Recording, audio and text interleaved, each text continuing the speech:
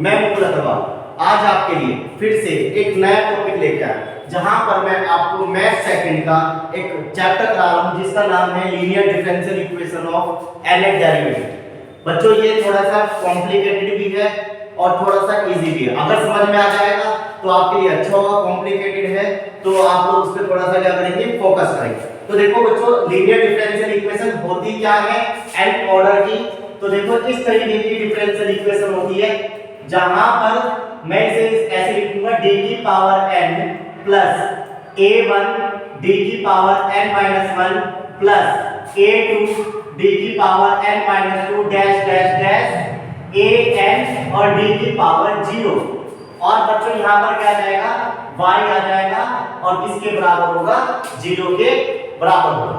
ठीक है, तो इस तरीके की डिफरेंशियल इक्वेशन को हम लोग क्या कहेंगे, linear differential equation of nth order, क्योंकि इसमें n ऑर्डर तक आपका क्या हो रहा है, डिफरेंशिएशन हो रहा है। ठीक है, अब बच्चों इसको आपको सॉल्व करना है, तो इसके लिए how to solve the equation आप लोगों को यहाँ पे सीखना है कि इक्वेशन को हम लोग कैसे सॉल्व करेंगे। तो बच्चों इसके लिए आपके पास एक सॉल्यूशन है, जिस सॉल्यूशन पर आपको पहुंचना है वो सॉल्यूशन क्या होगा, y बराबर CF प्लस PI। बच्चों जहां पर y क्या होगा आप लोगों का, एक कंप्लीट सॉल्यूशन होगा। ठीक है, और CF क्या होगा बच्चों आप लोगों का, यहाँ पर कॉम्प्लीमेंट्री फंक्शन होगा जिसकी वैल्यू आपको निकालनी होगी। फिर PI क्या होगा बच्चों आप लोगों का, यहाँ पर पर्टिकुलर इंटीग्रल होगा। ठीक है, PI का मतलब बच्चों यहाँ पर क्या होगा, पर्टिकुलर इंटीग्रल। CF का मतलब क्या होगा, कॉम्प्लीमेंट्री फंक्शन। ठीक है, ये चीज आप लोगों को यहाँ पर निकालनी है। अब बात करेंगे हम लोग सबसे पहले how to solve the CF को हम लोग कैसे सॉल्व करेंगे। ठीक है, PI को हम लोग बाद में सॉल्व करेंगे, सबसे पहले हमें CF सॉल्व करना है।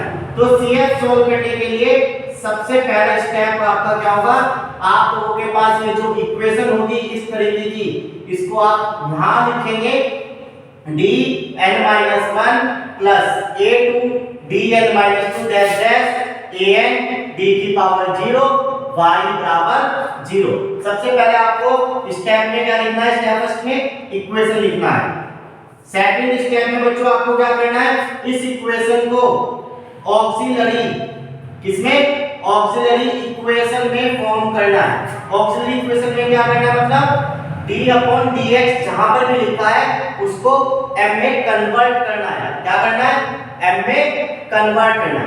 तो बच्चों यहां पर d की जगह हम लोग क्या लिख देंगे, m लिख देंगे। ठीक है, a1 as it is, d की जगह m, n-1 a square as it is, d की जगह m, n-2 dash dash an और d की जगह m और उसकी पावर 0 और बराबर रख देंगे 0। बच्चों देखो यहाँ पर y लिखा हुआ है तो यहाँ पर y नहीं आएगा, क्योंकि हम लोग इसमें सोल्व कर रहे हैं, ऑक्सिलरी इक्वेशन में सोल्व कर रहे हैं। अब थर्ड स्टेप में हमें क्या करना है बच्चों, इस इक्वेशन के स्प्लिटिंग मेथड करना है। इस इक्वेशन का क्या करना है, स्प्लिटिंग फ्रैक्शन करना है। ठीक है बच्चों, स्प्लिटिंग फ्रैक्शन करना है। आप चाहे इसे कैलकुलेटर से करें, चाहे आप अपने डायरेक्ट हाथ से कर सकते हैं। अब लास्ट में आपको बच्चों यहां पर क्या बनाना है, कैलकुलेट द CF यानी कॉम्प्लीमेंट्री फंक्शन आप लोगों को बच्चों यहां पर सॉल्व करना है। अब कैसे सॉल्व करेंगे, इसके लिए आपके पास 6 स्टेप है जो मैं आप लोगों को टेबल में बना के दिखाऊंगा। तो बच्चों टेबल में इस तरीके के स्टेप आप लोग लिखेंगे और याद करेंगे। तो सबसे पहला मैं यहाँ पे लिख रहा हूँ आप लोगों के लिए एक स्टेटमेंट, क्या स्टेटमेंट होगी। फिर यहाँ पर value of m, value of m कहां से मिलेगी आपको, जब आप लोग स्प्लिटिंग मेथड करेंगे, यानी आपको यहां से क्या निकालने हैं, रूट्स निकालने हैं। ठीक है, अब लास्ट में फॉर्मूला ऑफ CF। अब फॉर्मूला ऑफ CF क्या बनेगा, तो पहला स्टेप क्या होगा कि value of m is real और डिस्टिंक्ट रूट्स। बच्चों अगर वैल्यू ऑफ m रियल है या डिस्टिंक्ट रूट्स दे रही है तो उसके लिए CF क्या होगा, ठीक है, ये चीज आपको देखनी। अब देखो रियल और डिस्टिंक्ट रूट्स का मतलब क्या है, डिफरेंट वैल्यू ऑफ m की वैल्यू क्या होगी बच्चों आपके पास डिफरेंट होगी। जैसे m1 हमने मान लिया a आया, m2 मान लिया b आया, m3 कितना आया c आया। तो इसके लिए CF का फॉर्मूला क्या बनेगा आपके पास, C1 e की power m1x plus C2 e की power m2x plus C3 e की power m3x dash dash dash चलता जाएगा। अगर आपके पास m की दो वैल्यू आती है तो आप दो ही लिखेंगे, अगर आपके m की वैल्यू 3 आती है तो 3 लिखेंगे, 4 आती है तो 4 लिखेंगे, ठीक है। Second step, value of m is repeated. बच्चों क्या लिखा है, value of m is repeated. यदि m की वैल्यू क्या होती है, रिपीट होती है। जैसे हमने कहा m1 बराबर है m2 जो किसके बराबर आया a के, हमने कहा m1 बराबर है m2 बराबर है m3 बराबर है किसके बच्चों b के। तो दो तरीके से फॉर्मूला लिखा जाएगा। यदि आपके पास दो वैल्यू बार बार आ रही है, यदि आपके पास तीन वैल्यू बार बार आ रही है तो उसके लिए क्या होगा, तो इसके लिए CF क्या होगा बच्चों, C1 प्लस C2x e की पावर mx, क्योंकि यहाँ पर दो वैल्यू रिपीट हो रही है तो इसके लिए इस तरीके से लिखेंगे। अगर यहाँ पर तीन वैल्यू रिपीट हो रही है तो इसके लिए क्या लिखेंगे, C1 प्लस C2x C3x का स्क्वायर e की पावर mx। तो इस तरीके से आप लोग इसे यहां पर लिख देंगे, ठीक है। अब थर्ड फॉर्मूला क्या बनेगा, थर्ड स्टेप क्या बनेगा, value of m is complex.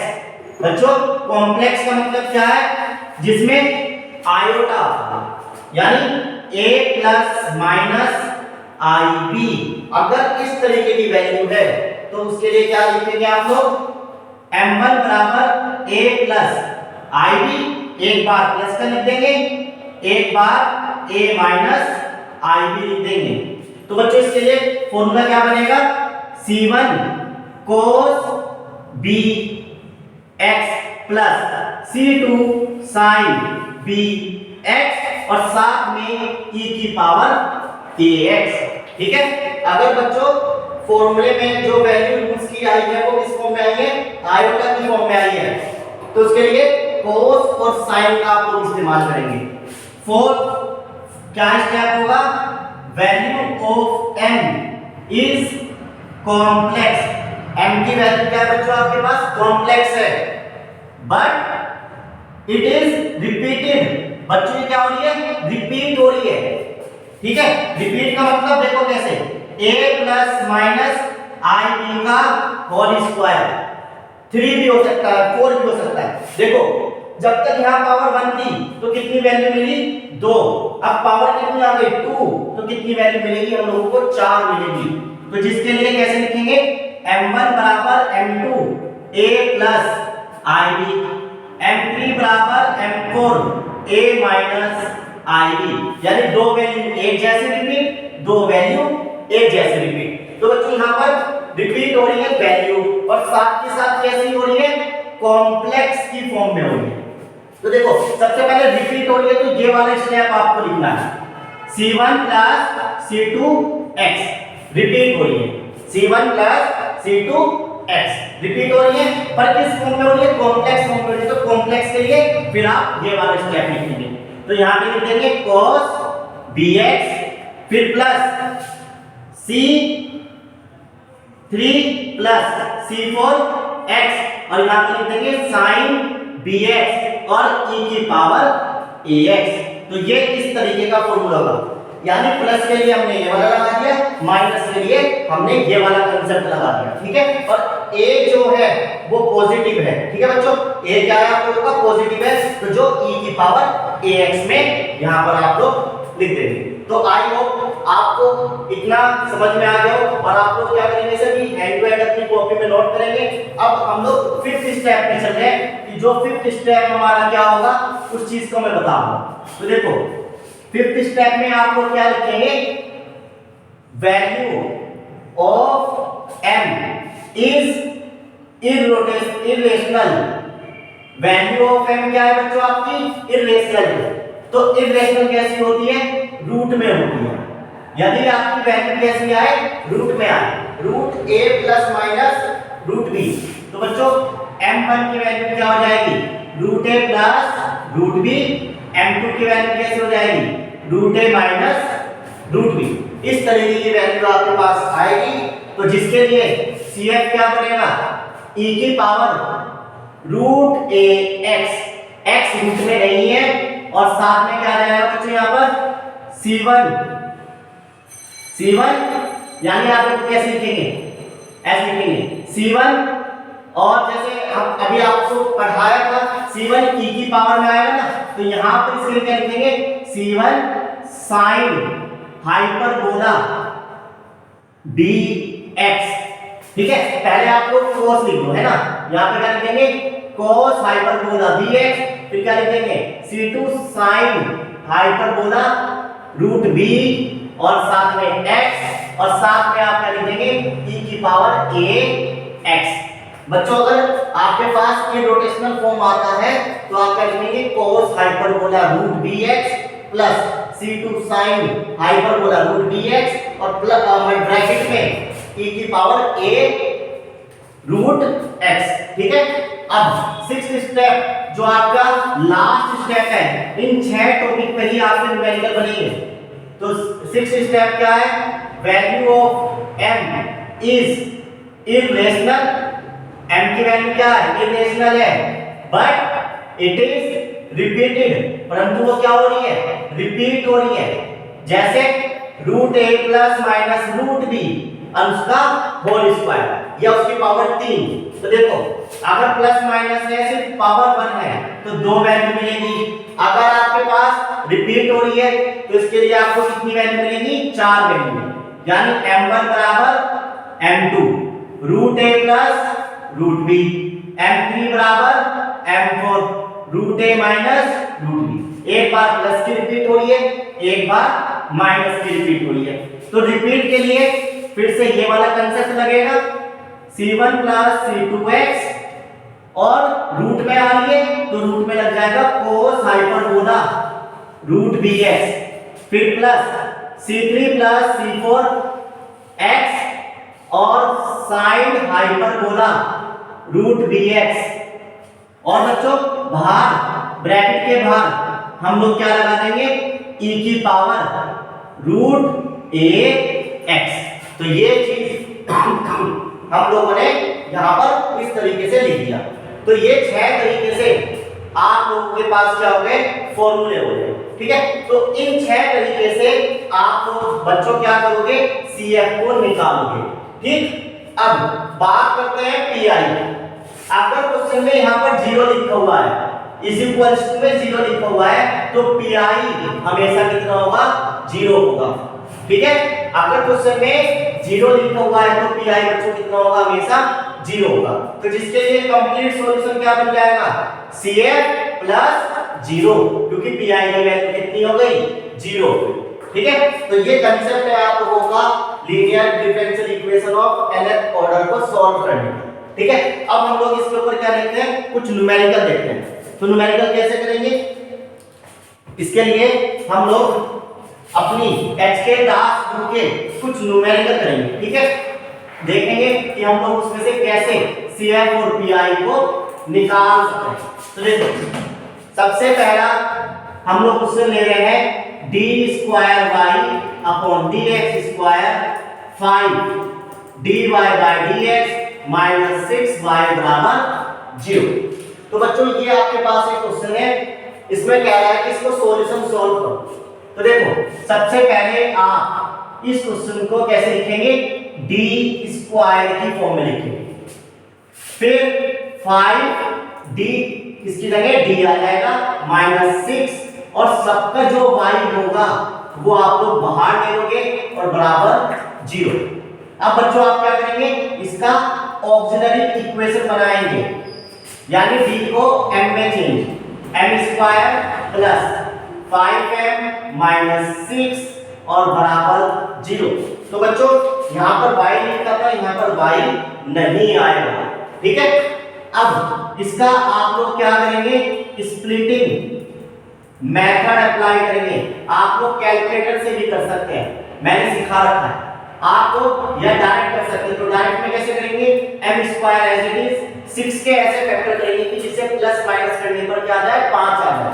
तो क्या बनेगा, 6m माइनस 1m माइनस 6 बराबर 0। इन दोनों में से m कॉमन आ गया तो m प्लस 6, इन दोनों में से 1 कॉमन आ गया, m प्लस 6 बराबर 0। तो क्या बन गया, m माइनस 1 m प्लस 6 बराबर 0, जहां पर m की वैल्यू 1 और माइनस 6।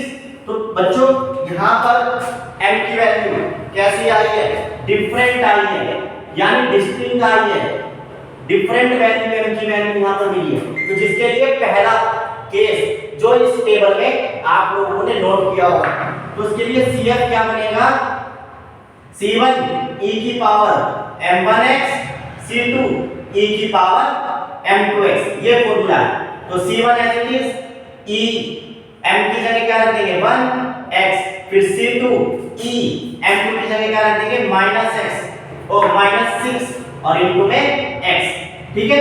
अब बच्चों pi कितना होगा इसका, 0। क्यों, यहां पर क्वेश्चन में क्या है, 0 है तो pi 0। तो कंप्लीट सॉल्यूशन क्या बनेगा, CF प्लस pi।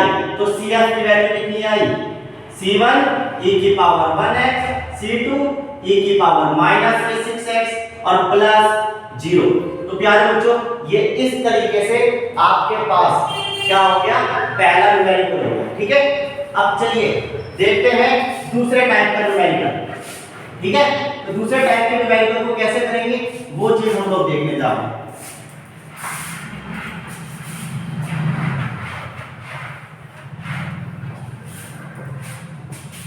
तो बच्चों दूसरे टाइप का न्यूमेरिकल क्या है आप लोगों के पास, d का स्क्वायर माइनस 2d प्लस 2 और y बराबर 0।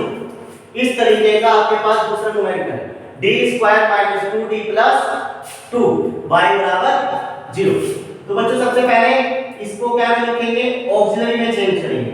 तो ऑक्सिलरी में d की जगह m लिख देंगे, m का स्क्वायर माइनस 2m प्लस 2 बराबर 0, y नहीं आएगा, ठीक है।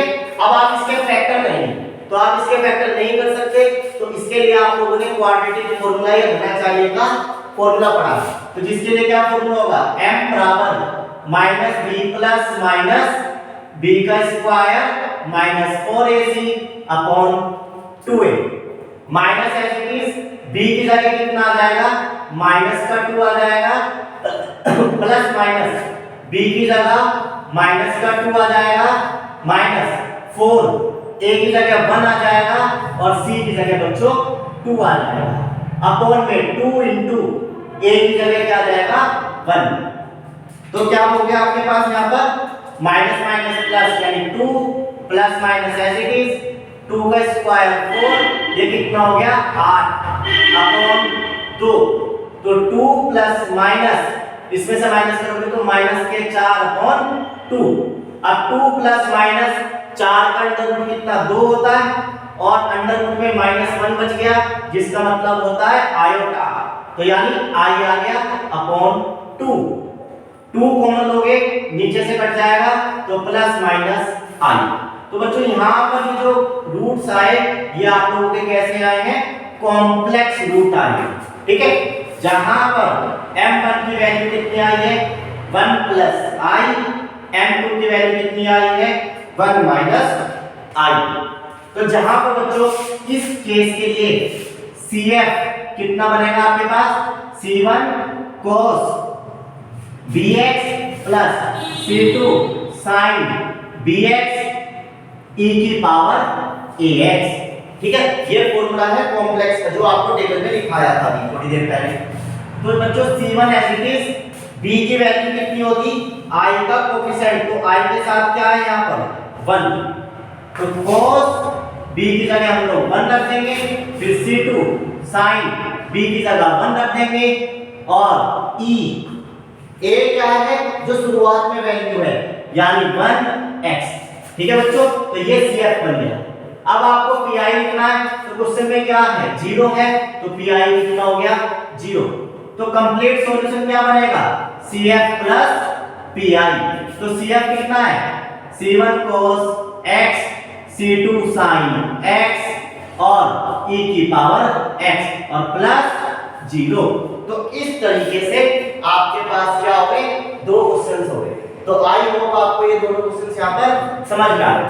चलिए अब देखते हैं हम लोग तीसरा न्यूमेरिकल। तो तीसरा न्यूमेरिकल आपके पास किस तरीके का होगा वो देखते हैं। ठीक है, तो जिसके लिए हम लोग आप ही बुक का एक न्यूमेरिकल ले रहे हैं। क्या न्यूमेरिकल है वो देखो। तो आपके पास एक न्यूमेरिकल है d की पावर 5 y अपॉन d की पावर 5 x की पावर 5 माइनस फिर आया है यहां पर माइनस d का cube y upon dx cube बराबर 0। तो ये आपके पास एक न्यूमेरिकल है बच्चों। तो इसके लिए आप लोगों को सबसे पहले से d में चेंज करना है। तो d में कैसे चेंज करेंगे तो d की पावर 5 लिख देंगे माइनस इसे क्या लिखेंगे d की पावर 3 और बाहर y ले लेंगे और बराबर 0। अब इसको हम लोग किस में चेंज करेंगे ऑक्सिलरी इक्वेशन में चेंज करेंगे। तो क्या बनेगा m की पावर 5 m की पावर 3 और बराबर में 0। अब इसे सॉल्व करना है तो इसके फैक्टर करने के लिए हमें क्या करना पड़ेगा m की पावर 3 को कॉमन लेना पड़ेगा और क्या रह जाएगा यहां पर m की पावर 2 माइनस 1। अब आप क्या करेंगे एक बार m की पावर 3 को 0 के बराबर एक बार m स्क्वायर माइनस 1 को 0 के बराबर। तो m की वैल्यू कितनी आएगी 0 0 0 क्योंकि 3 क्यूब है तो 3 0। यहां पर m स्क्वायर ये माइनस में लग जाएगा तो प्लस में और इसका अंडर रूट इसके ऊपर जाएगा तो प्लस माइनस का 1 आ जाएगा। ठीक है, तो बच्चों यहां पर देखो ये तीन वैल्यू क्या हो रही है आप लोगों की रिपीट हो रही है और ये वैल्यू कैसी आई है एक बार प्लस की आई है और एक बार माइनस की है। तो बच्चों इसके लिए CF कैसे लिखोगे देखो तीन वैल्यू रिपीट हो रही है तो जहां पर C1 plus C2x plus C3x का स्क्वायर e की पावर 0x। ठीक है, तो ये 0 आई तो 0 आ गया और ये रिपीट हो रहा था। फिर प्लस ये दोनों वैल्यू डिफर आई है तो जिसके लिए C4 आ जाएगा क्योंकि 3 यहां तक लिख दिया 4 e की पावर 1x फिर C5 e की पावर माइनस 1x। तो ये पूरा क्या बन गया आप लोगों के पास CF बन गया। अब बच्चों PI कितना होगा 0 होगा क्योंकि क्वेश्चन में क्या है 0। तो कंप्लीट सॉल्यूशन क्या बनेगा CF प्लस PI और ये चीज आप लोग अपने आप लिख लेंगे। तो आई होप आपको ये वाली वीडियो यहाँ पर समझ में आई और आने वाले टाइम में हम लोग और भी न्यूमेरिकल आपके लिए लेकर आएंगे जहां पर हम लोग अगली वीडियो में या उससे अगली वीडियो में आपको PI के फॉर्मूले बताएंगे कि हम लोग PI कैसे निकालते हैं। तो मिलते हैं अगली वीडियो में जितना आप लोग इस टेबल को तैयार कीजिए। Thank you so much.